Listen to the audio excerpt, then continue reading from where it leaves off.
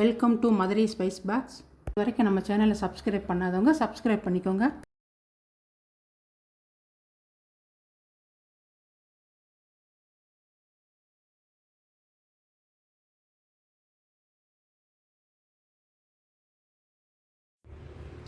வெந்தய களி செய்ய போகிறோம்.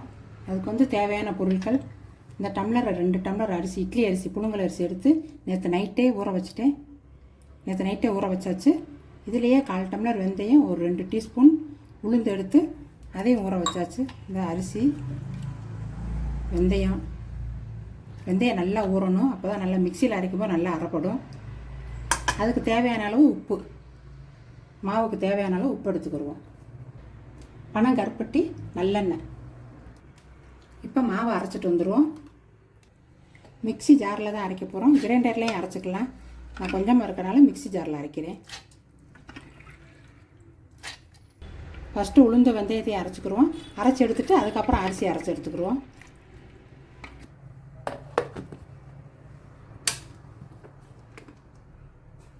ஃபஸ்ட்டு விட்டு அரைச்சிக்கோங்க. அதுக்கப்புறம் தண்ணி சேர்த்து அரைச்சிக்கலாம்.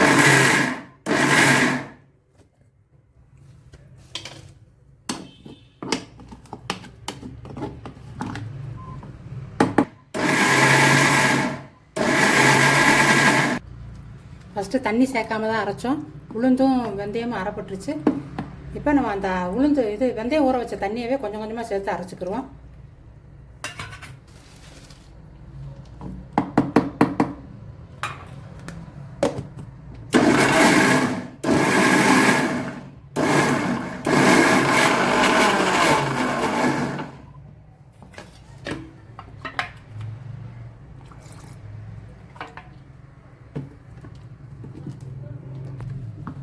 ஓரளவுக்கு மாவு நல்லா பொங்கிருச்சு. இன்னும் ஒரு 2 நிமிஷம் அரைச்சி எடுத்துக்கிடுவோம். இந்த மாதிரி நல்லா அரைச்சி எடுத்துக்கிறோன்னு. அப்போ தான் களி நல்லாயிருக்கும், சாஃப்டாக. அது மிதக்கணும் மாவை. இந்த மாதிரி மாவு தண்ணியில் மிதக்கணும். அப்போ தான் நல்லா பொங்கியிருக்குன்னு அர்த்தம் நம்மளுக்கு. இப்போ அரிசியும் அரைச்சி எடுத்துகிட்டு வந்துடுவோம்.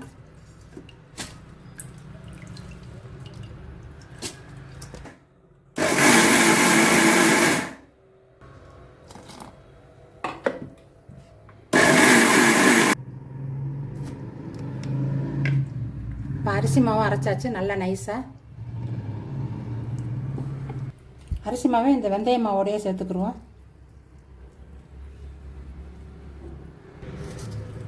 இப்போ தேவையான அளவு மாவில் உப்பு போட்டு கலந்து வச்சுக்கிறோம். கொஞ்சமாக தண்ணி ஊற்றி இட்லி மாவு பதத்துக்கு கரைச்சி வச்சுக்கிறோம். இந்த மாதிரி மாவை கரைச்சி எடுத்துகிட்டு வந்துட்டோம். குக்கிங் ஸ்டார்ட் பண்ணிக்கலாம்.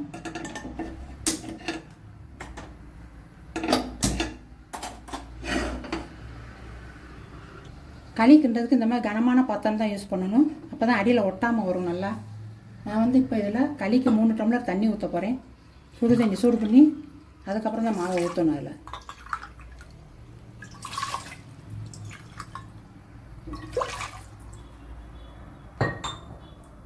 தண்ணி நல்லா கொதிக்கட்டும்.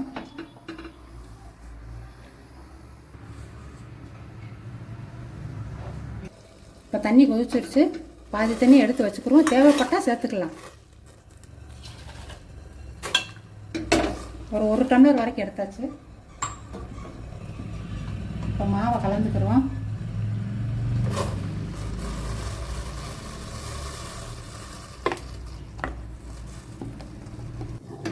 இப்போ மாவை கைவிடாமல் கிட்டிக்கிட்டே இருக்கணும். இல்லாட்டி பிடிச்சிடும் அடியில். கைவிடாமல் கிட்டிட்டா தான் கட்டி சேராமல் இருக்கும். இல்லாட்டி கட்டி சேர்ந்துக்கிறோம். கொஞ்சம் நேரம் கிண்டிக்கிட்டே இருப்போம். நல்லா மாவு கெட்டியாகி வந்துக்கிட்டு இருக்கு. இந்த நேரத்தில் இன்னும் கொஞ்சம் தண்ணி சேர்த்துக்கிடுவோம். கொஞ்சம் கொஞ்சமாக தான் சேர்க்கணும். தண்ணி ஃபுல்லாக சேர்த்துடக்கூடாது ஒரே டைமில்.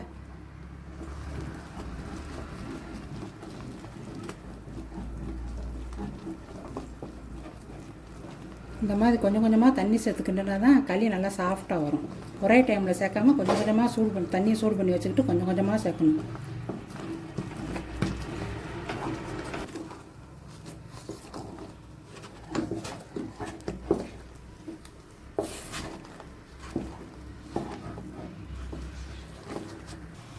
இப்போ பாதி அளவு மாவு வெந்துருச்சு. அடுப்பை சிம்லேயே வச்சு அடுத்து கிளறிக்கிட்டே இருப்போம். இன்னும் கொஞ்சம் தண்ணி சேர்த்துக்கிறேன்.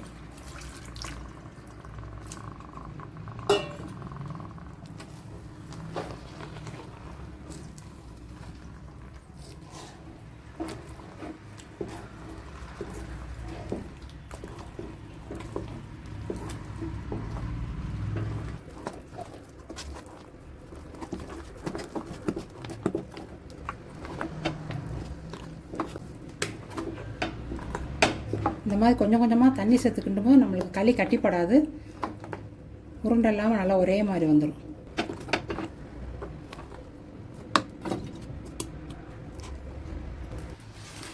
களி நல்லா வெந்துருச்சு. களி ரெடி ஆயிடுச்சு.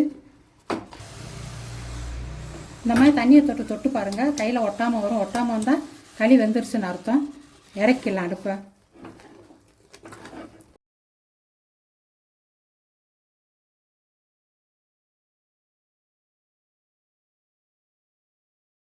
இது வரைக்கும் நம்ம சேனலை சப்ஸ்கிரைப் பண்ணாதவங்க சப்ஸ்கிரைப் பண்ணிக்கோங்க. இதே மாதிரி நீங்களும் வீட்டில்